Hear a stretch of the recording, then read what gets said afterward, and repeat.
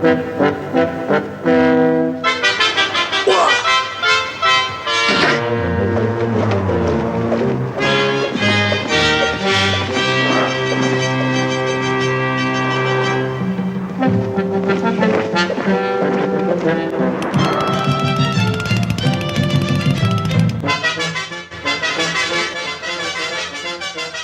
Merrill speaking for the XSCALE Alliance. Tonight we're talking about the Camelot Model, a descaling business agility lifecycle. It's called Camelot because it's only a model. It's an illustration of useful patterns for autonomy and alignment, not a framework to follow.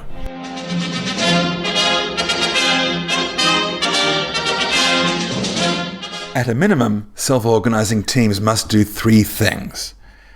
Team members collaborate as peers on real business outcomes.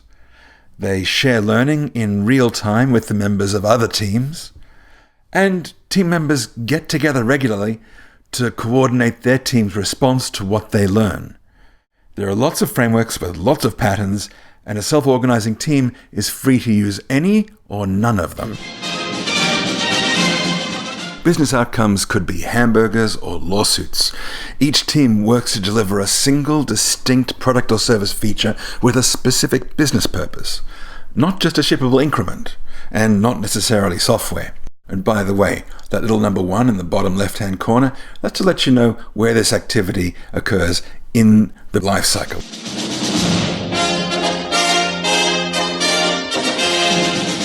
Once per cycle, teams roll up into same-function circles. Each circle proposes new features to deliver and new working agreements between teams. They're called treaties, intended to improve metrics for their circle's specific function.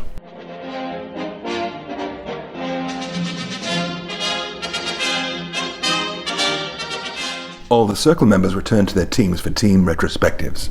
Here, each team figures out ways to improve its workflow. These retros run much the same as regular Agile retros, except each retro considers the circle's proposals for adapting a team's workflow to the needs of the other teams. No team can force another to accept a treaty. They're negotiated for the mutual benefit of the teams.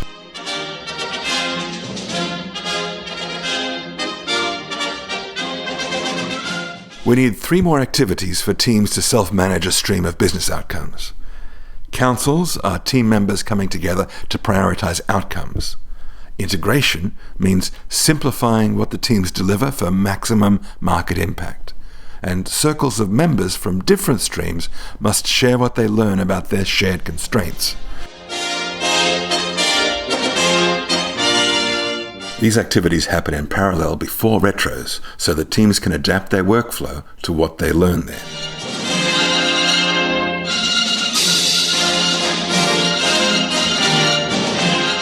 Each stream activity includes representatives of every team, which also means one representative from each team's circle.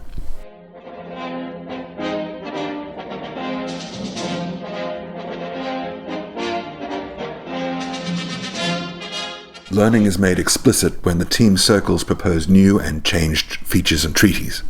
The Stream Council prioritizes features for team delivery and refines the circle's treaty proposals as input to the team retros.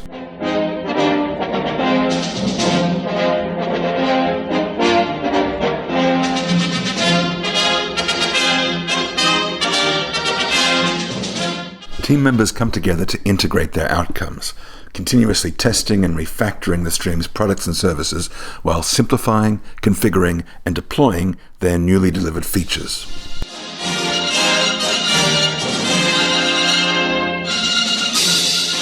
Representatives of this stream meet those of others in circles to propose new and changed missions for streams, in Agile terms epics, and new and changed treaties across the streams, in real time, meaning face-to-face or virtually, and peer-to-peer.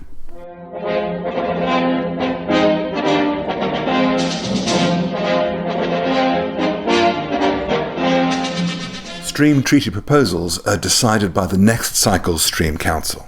Each council has autonomy to negotiate and then accept or reject the treaties proposed by the stream circles. That's what we mean by self-managing streams. It's the same as how each team retro can accept or reject treaties proposed by the team circles. To preserve team autonomy, treaties between streams cannot overrule treaties between teams.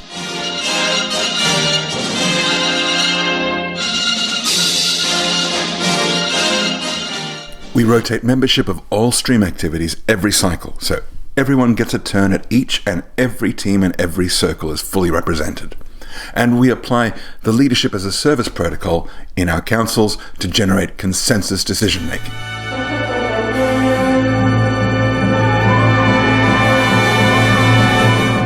When our organization involves multiple business streams, we need one more activity to align them. The Portfolio Council is a meeting of representatives of the stream circles we've already seen. It determines the mission and resourcing of each stream based on proposals made by the circles. As before, each stream rotates representatives into each of the stream circles. These propose new and changed epics per stream and treaties that concern the direction of each stream and the direction of the portfolio of streams as a whole.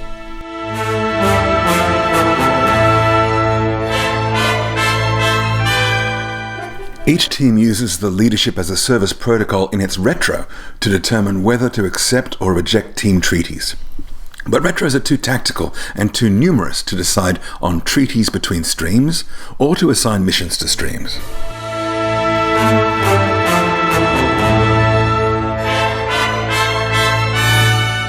The Portfolio Council determines stream missions based on the epics proposed by the stream circles, from which it draws its members by rotation. It meets while everyone else delivers.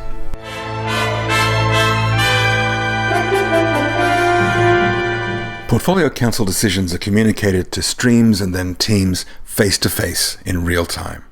As all the teams in all the streams meet in their circles, and all the business streams rotate. Last cycle's stream circles become this cycle's stream councils. They respond to portfolio decisions on changes to stream epics and stream resourcing, and then negotiate and accept or reject treaty proposals that they originated themselves in their circles.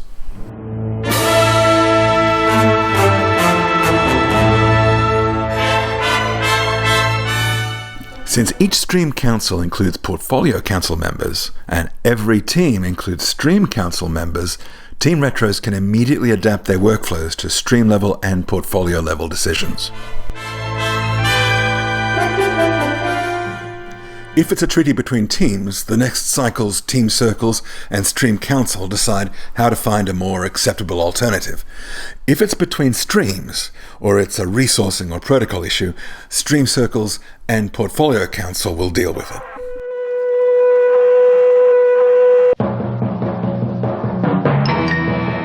If you only have a few people involved, you can just do XP, Kanban, Scrum, or similar team-level Agile and not worry about circles, councils, rotations. YAGNI applies. You aren't going to need it. You might still need the leadership as a service patterns here.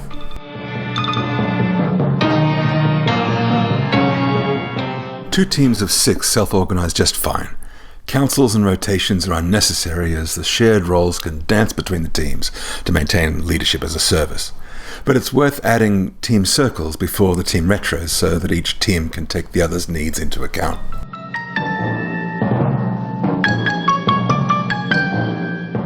The shared roles find it hard to keep up with all the circle and team conversations, but still feature teams need them to interact in real time to share learning and prioritize outcomes. So now rotating team circle reps into a stream council after the circle meetings makes sense. And stream integration becomes important to avoid piecemeal design and tech debt. The need for YAGNI, leadership as a service, and circles will continue as before.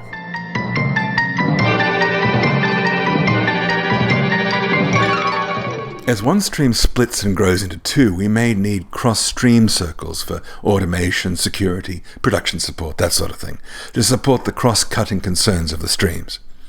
Proposals from these circles could be prioritized at the stream councils, but some streams may prefer to break out a unified integration council meeting to prioritize all stream integration work.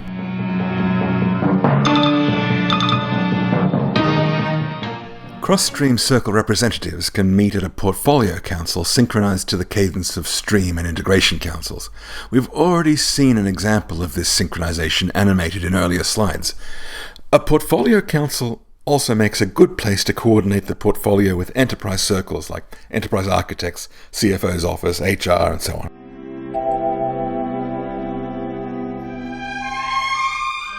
You have to learn to crawl before you walk, much less run. None of this can possibly land if you try to push it into your organization. Change only works when we pull the organization into the culture, minimize change in progress, mature our capability before we try to grow it, and adapt our reward models, throughput accounting, learning ecosystems to what we need, not what we're going to need. Adapt the patterns, don't adopt the model. To generate business agility, Google self-propagating transformation.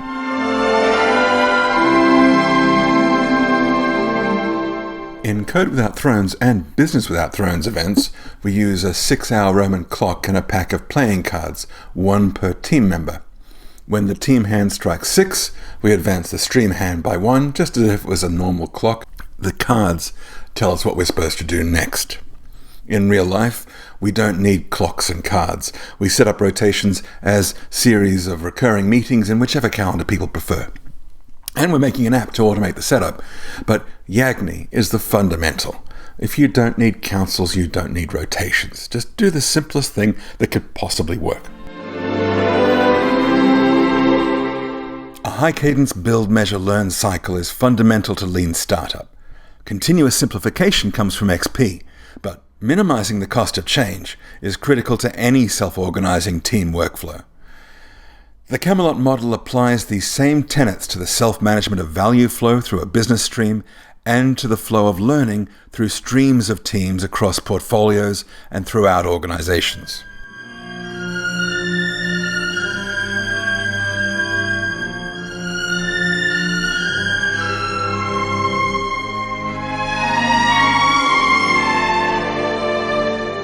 That's not all there is to business agility, but Camelot offers 3 massive advantages over command and control management.